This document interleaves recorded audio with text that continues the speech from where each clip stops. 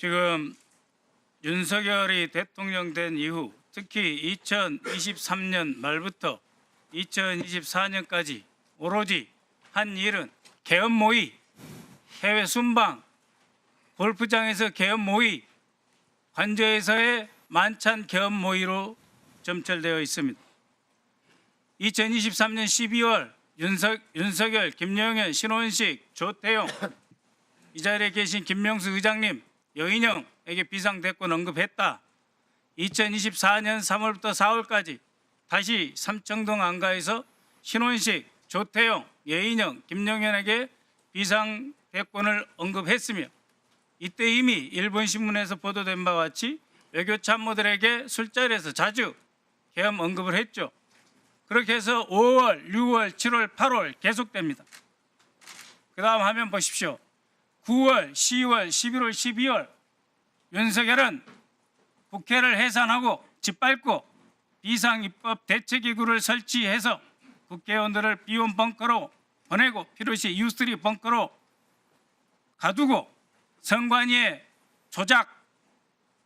조작된 진술서를 받아서 더 이상 대한민국을 선거 없는 나라로 만들고 대법관 그리고 현직 판사까지 구속, 체포해서 사법부를 마비시켰어.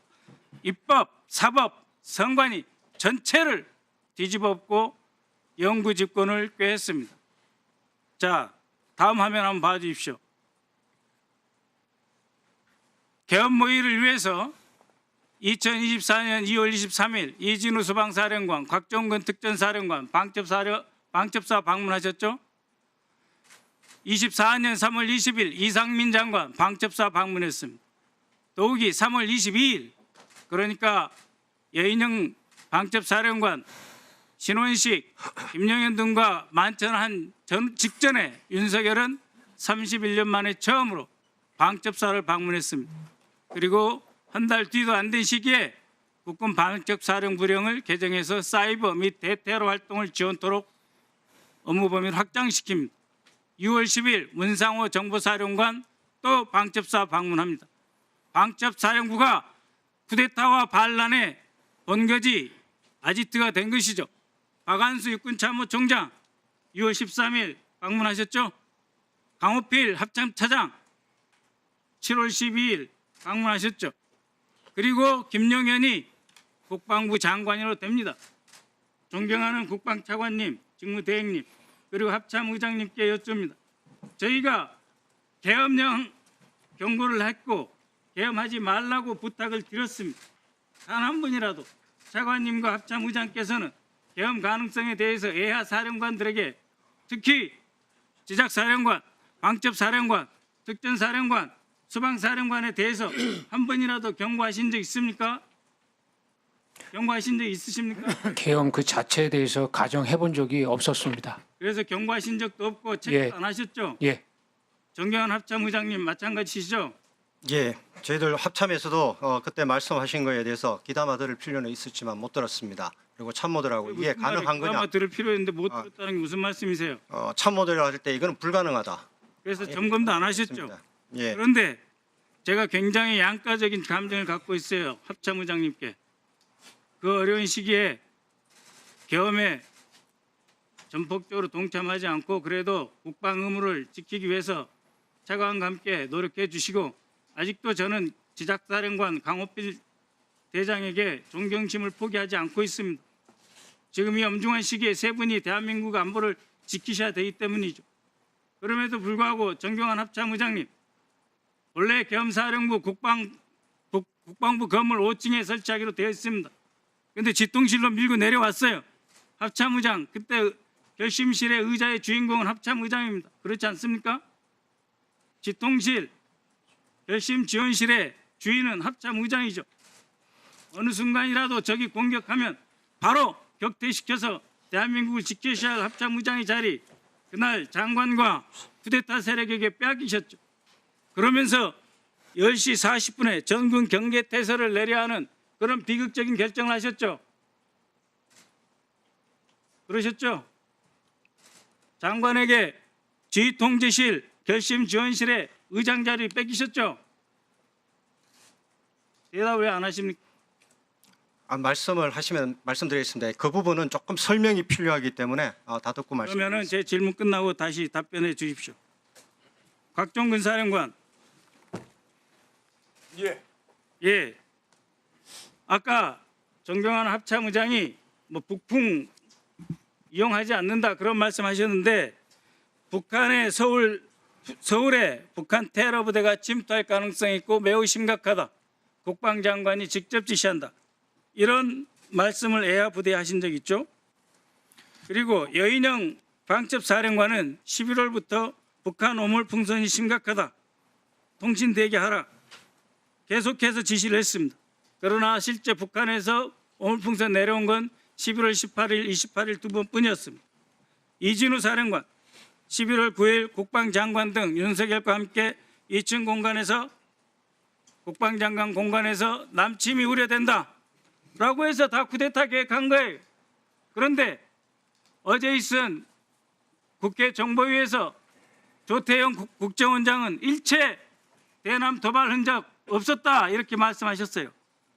정경환 합참의장님, 이번 쿠데타의 핵심 세력이었던 방첩사령관, 특전사령관, 수방사령관이 모두 북한의 위협과 도발 가능성을 거론하고 있는 것이 바로 이 공소장이 다 나와 있어요. 합참의장은 그때 대남 도발 기미 없다고 보셨잖아요. 차관 직무 장관 직무대행도 없다고 보셨잖아요. 그래서 저희가 문제 제기하는 것입니다. 합참의장, 그럼에도 불구하고 민주당이 무슨 괴담입니까? 이렇게 해서 부대를 동원해서 내란을 일으킨 거 아닙니까? 그렇게 해서 선관위까지 사법부까지 입법부까지 다 짓밟고 영구 집권하려고 하는데 우리 군이 이용당했어요. 그것에 대해서 정의로운 분노감도 없습니까, 합참의장이? 권력권자로서 우리 군이 이렇게 악용돼도 되는 겁니까? 한 말씀 해보십시오. 예, 진심으로 안타깝고 이 자리에 군복 입은 장군님들이 계시면 안 되는 여기 국회 국방위원회 자리지 않습니까? 국방위원회도 몇 번 말씀드렸지 않습니까? 그럼에도 불구하고 의장께서 이 자리에 앉아서 이 공소장에 버젓이 북한을 위협을 이용해서 어물풍선 11월 달에 18, 28 딱 뜨고 났는데 그럼까지 다 이용해서 비상대응을 준비하고 있는데 의장은 하나도 몰랐다고 그래요. 그래놓고 그것을 지적하는 야당에 대해서 국민들에게 제대로 된 사과 한마디 안 하고 뒤에 계신 장군님들께 의장으로서 단 한 번 미안한 생각 가지셨어요? 자, 이제 마무리해 주시고요. 네. 의장 신상발언 하세요. 예, 합참의장님. 예, 말씀드리겠습니다. 먼저 비상계엄에 대해서는 군을 대표해서 사죄드린다고 말씀드렸습니다. 사죄드립니다. 제가 군서일 1위로서 비상계엄을 사전에 알고 그런 것을 알고 제가 차단했다면은 제가 어떤 지금 지났지만은 그는 차단하는 게 제 임무라고 생각합니다. 하지만 못한 것에 대해서는 죄송스럽게 생각합니다. 그리고 지금 오늘 발표하신 존경하는 박선원 의원님께서 말씀을 하셨을 때 저희들도 참모들과 이게 가능성이 있는 거냐? 불가능합니다. 합참에서 동조하고 들어가지 않기 때문에 운영이 안 됩니다. 사실은 뭐 그렇게 해서 변명을 하는 것이 뭐 좀 창피스럽지만 그런 사정은 있었습니다. 그리고 오늘 발표하실 때 12월 22일 파워포인트도 잠깐 띄워주시기 바랍니다.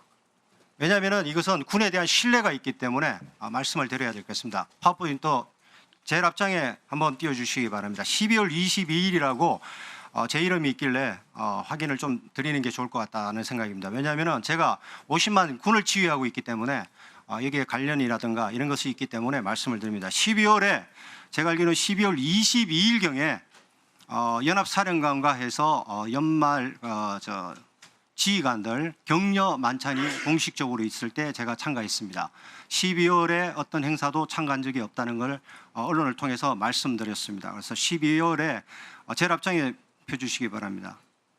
12월에 저게 뭐 제 이름이 있길래 왜 있는지는 모르겠지만은 나중 시간이 되시면은 의원님께서 설명해 주시면은 답변 드리겠습니다. 저는 22일 날 연합사령관을 포함해서 유엔사 부사령관 공식 부부 동참 만찬에 참가한 기억밖에 없다는 걸 말씀드립니다. 네. 그리고 지통실의 운영은 기본적으로 작전 사항이 되거나 했을 때는 장관이 내려와서 같이 앉아서 지휘하도록 되어 있고 결심 지원실은 특별한 회의가 있을 때 사용한다. 뭐 구체적인 얘기는 말씀 안 드리겠습니다. 보안이 유지되는 상황에서 운영되는 거기 때문에 누구든지 필요에 따라서 운영 요구하면은 사용할 수 있는 장소다. 이렇게 말씀드리겠습니다. 네, 마무리해 주십시오. 대형사령관 합참의장이 한 곳에 앉아서 대응과 내란을 지도한 꼴이 됐다 이 말입니다. 자, 박선원 의원님, 맞습니까? 예, 고생하셨습니다. 다음 백혜련 의원님 질의해 주십시오. 네, 저 시간 멈춰 주시고요. 네.